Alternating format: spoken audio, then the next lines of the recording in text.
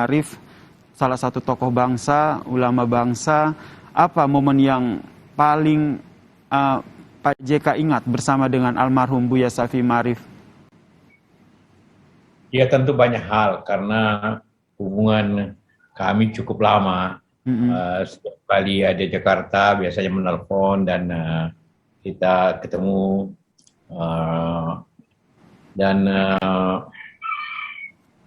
banyaklah nasihat-nasihat yang diberikan. Pandangan beliau ini guru bangsa, artinya memberikan suatu arahan-arahan atau pandangan-pandangan kepada seluruh bangsa dan kenegaraan dengan hal-hal yang baik dan yang kritis, tapi kritis itu tidak artinya menonjol, tapi kritis yang positif.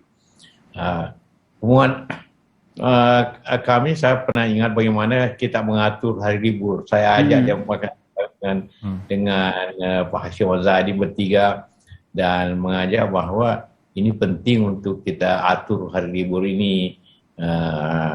Karena untuk waktu itu soal Bali, setelah bom Bali, bagaimana kita kalau hari liburnya Selasa kita kerja Jumat, jadi sekali bertiga dan beliau bicara, ini tergantung tujuannya. Kalau tujuannya baik kita setuju. Hanya beliau setuju. Contohnya Maulid kalau Selasa liburnya Senin, atau Isra Miraj hari Kamis liburnya Jumat. Seperti itulah, beliau setuju dan saya juga surprise bahwa begitu cepat beliau setuju. Ini kita bisa jalankan itu. Berarti banyak hal lagi. Berarti Pak JK ini memiliki hubungan yang begitu dekat begitu ya dengan Pak Buya. Maksud saya Buya Syafi'i, meskipun pada saat Pak JK menjadi wakil presiden di eranya SBY, saat itu ada kesan tersendiri saat itu? Ya, waktu itu dia bicara muka umum bahwa saya ini the real president. Wah, itu sangat menyulitkan posisi saya sebenarnya. Ya. Banyak orang merasa tidak enak gitu kan, tidak enak komentar itu. Tapi beliau tetap gigih mengatakan ini enggak. The real president. Saya bilang saya ini real vice president. Tapi beliau, saya tidak tahu bagaimana kenapa dia tiba-tiba ngomong begitu. Karena banyak hal yang kita diskusikan dan apa yang kita bicarakan saya laksanakan seperti itu. Bagaimana keseimbangan beragama, bagaimana hubungan antar agama, antar bangsa. Beliau lah saya kira tokoh nasional yang paling mudah dekat dengan para uskup, dengan para pendeta dan sebagainya. Sampai tentu dengan para ulama-ulama, kiai-kiai, dia dekat sekali. Tapi dekat juga dengan pimpinan-pimpinan agama lain. Dan dia dapat mengadopsi itu. Itu kelebihan beliau. Dan keakraban dari seorang Yusuf Kala ini juga tidak sampai saat itu ya, ketika Pak JK menjadi wakil presiden, tapi masih terus berlanjut, kedekatan, keakraban, persahabatannya masih terus berlanjut ya? Iya, kalau saya ke Jogja selalu mampir di rumah beliau. Mampir hanya cerita-cerita dan juga saat nanya apa itu memberikan nasihat-nasihat, beliau memberikan nasihat. Nah itu sama Jogja waktu walaupun zaman wakil presiden atau bukan wakil presiden, beliau selalu sampai-sampai pada waktu perkawinan anak saya yang paling muda, anak saya itu hanya mau kalau saksinya beliau. Jadi saya telepon beliau sempat datang ke Jakarta untuk hanya jadi saksi untuk anak saya itu. Jadi begitu kita sekeluarga membanggakan beliau, apalagi ya istri saya sama-sama orang Minang, jadi lebih dekat lagi. Masya Allah, ini begitu luar biasa kedekatan dari sosok seorang almarhum Buya Syafi'i dengan Pak JK. Banyak pola pikir, banyak pemikiran-pemikiran beliau yang akhirnya bisa menjadi solusi masalah ataupun konflik yang terjadi di bangsa ini. Apa yang Pak JK bisa ceritakan terkait dengan pola pikir, pemikiran dari sosok seorang almarhum Buya Syafi'i Ma'arif ini? selalu beliau berbicara tentang harmoni, harmoni dalam agama, harmoni dalam kebangsaan, keseimbangan, gitu, dan saling menghormati. Waktu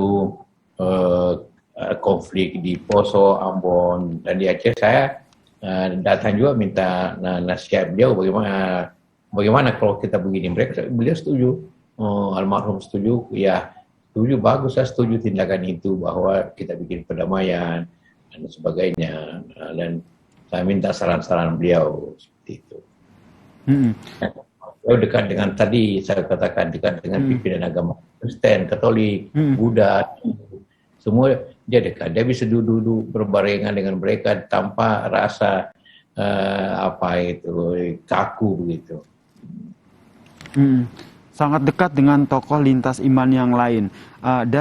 Menurut hemat Pak JK sendiri, apa yang akhirnya membuat sosok almarhum Buya Syafi'i Ma'arif ini bisa diterima di semua kalangan iman? Tentu pertama kejujurannya dalam berbicara. Kalau dia mengkritik, orang kadang-kadang takut kalau bicara karena sering mengkritik. Tapi mengkritiknya dengan niat positif, bukan niat untuk katakan menjatuhkan orang, tapi kritiknya selalu positif, bukan negatif, bukan dia kritik supaya jatuh, tidak. Dia memperbaiki dan sebagainya. Dan dia lakukan itu tanpa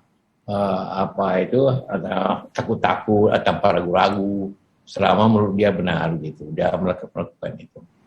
Baik.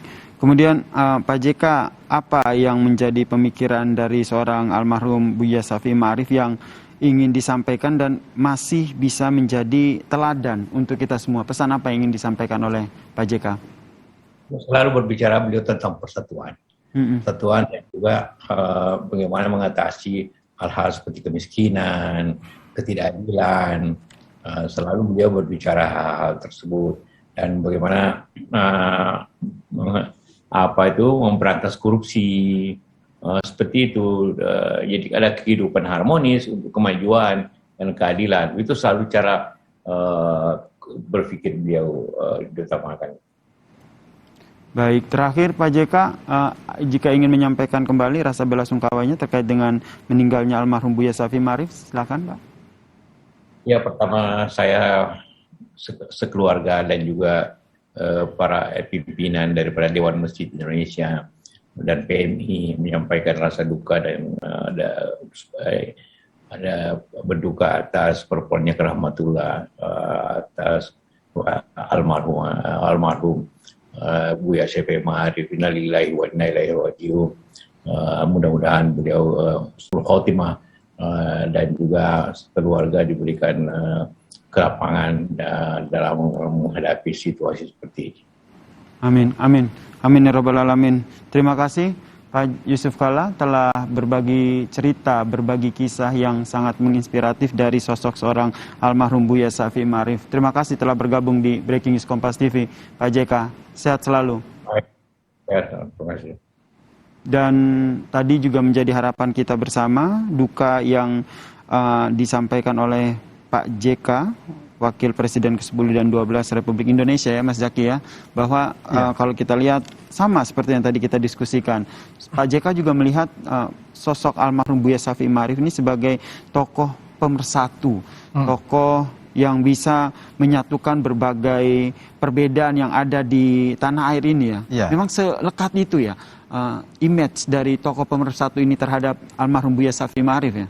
Iya, yang kita sepakati adalah catatan Pak JK ya. Hampir semuanya nyaris kita semua sepakat ya bahwa profilingnya sumbangsinya Pak Syafi'i Ma'arif itu atas nasionalisme segala macam tadi kan, atas persatuan.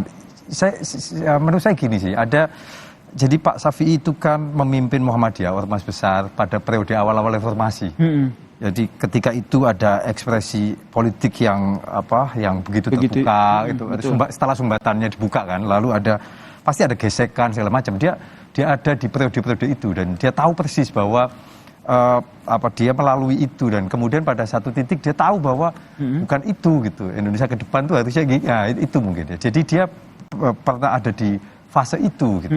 Sehingga kalau ke sini kan selalu soal nasionalisme, soal persatuan. Selesai lah buat dia relasi antara agama dan ormas segala macam itu udah ini gitu. Baik. Di luar soal ini ya di Chicago di latar belakang akademisnya ya. Latar belakang akademisnya. Ya, ini juga menjadi sebuah hal yang menarik karena menjadi tokoh pemersatu bangsa, almarhum Buya Shafi'i Ma'arif ini dikenal sebagai tokoh pemersatu. Nah, ini juga yang menarik untuk kita diskusikan, apa saja pemikiran-pemikiran dari almarhum Buya Shafi'i Ma'arif yang bisa menjadi teladan untuk bangsa Indonesia ini, terlebih ke depannya ini sudah mulai masuk dinamika politik. Jadi tidak hanya untuk anak muda tapi juga untuk semua kalangan. Ini yang nanti akan kita diskusikan ya, Mas Zaky, setelah jeda berikut ini. Tetaplah bersama kami di Breaking News Kompas TV.